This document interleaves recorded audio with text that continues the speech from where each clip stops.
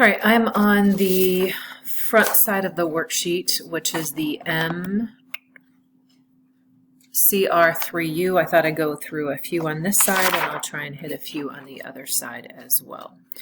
Let's start with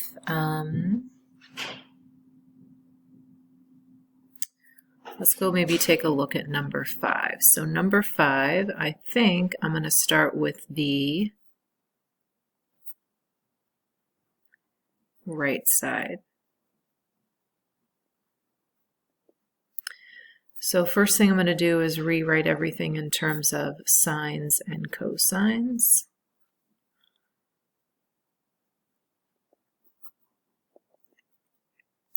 And now I can see I can factor out a cosine from the numerator and denominator. I'm left with sine squared theta, and sine squared theta is equivalent to 1 minus cosine squared theta. Okay, moving on to, let's go take a look at number 13. 13 is tangent squared theta minus sine squared theta. Tangent squared theta, sine squared theta, and again I'm going to start with the side. In this case that's the subtraction. So first thing I'm going to do is rewrite that tangent.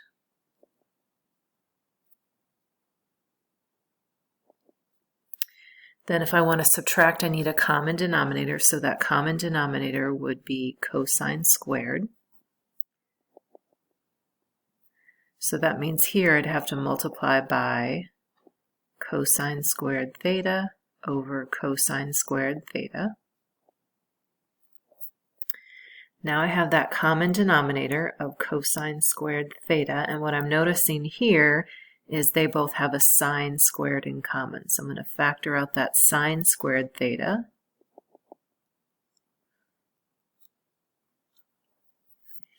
And just kind of looking ahead where I'm going, I need a tangent. Well, right there is the tangent, and 1 minus cosine squared is equal to sine squared. So we are done. We've got tangent squared theta, sine squared theta, and we've proven the identity. All right, let's go take a look at maybe one more. Let's look at number 11 and 12 are pretty similar. I think I went through one of those in class yesterday, depending what period you were, but let's go ahead and look at number 11. So on 11, I'm noticing I have sine squared and cosine squared, but on the right side, I just have sine squared. So I'm going to start with what might be a little bit more difficult, which is the left side. I want to go ahead and replace that because I can quickly see I don't want sine squared. So using that Pythagorean identity, this is equivalent to 1 minus sine squared. I'm going to distribute that negative. And then I can combine the like terms.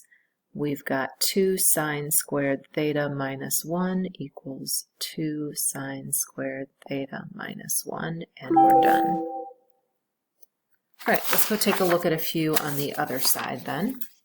And this side I believe is definitely a little bit more difficult.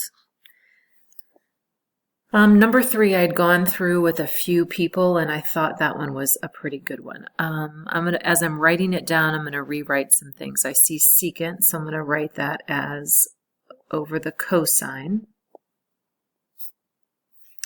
And then in that denominator, I have tangent plus cotangent. Again, as I write them down, I'm going to change them to sine and cosine. So I've got sine over cosine plus cosine over sine.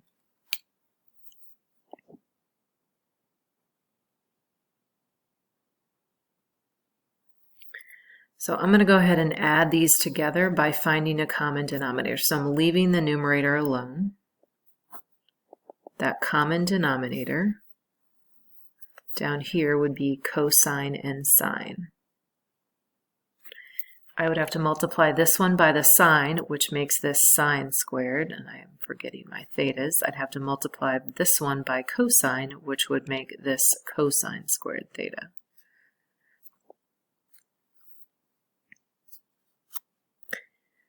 Finally then, I've got this piece is equivalent to 1. If I'm dividing, that means I'm going to end up multiplying by the reciprocal. So I'm going to change this to multiplying. The reciprocal of that is cosine theta sine theta over 1. My cosines cancel out. I've got sine squared theta, and I'm going back and I am done. That's what I was set out to prove.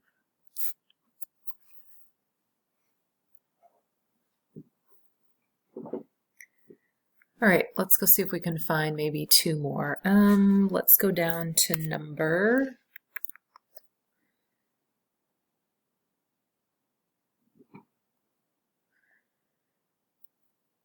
let's go down to number 13.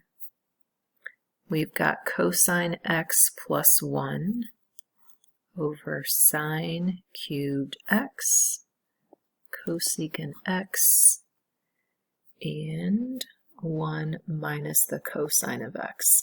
I'm going to start with this one, and the reason I'm looking at this one is I have a sine cubed in there, so maybe making that a little bit more difficult. So first thing I'm going to do is I'm going to rewrite this denominator as a sine of x times a sine squared of x. A couple things just as I'm looking down where I'm headed to prove. Well, 1 over that sine is going to give me that cosecant, so I've got that piece right there. And then that denominator is equivalent to 1 minus cosine squared x, which I can factor down to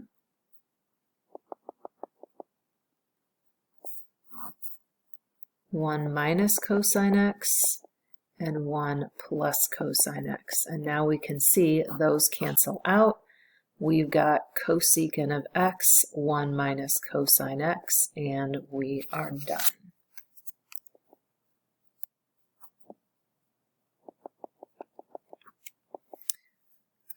All right, if there's any others that you're really struggling with or you want me to go through, go ahead and post those on the discussion board. I will check that throughout the day and get those posted for you. Have a good afternoon. Thanks.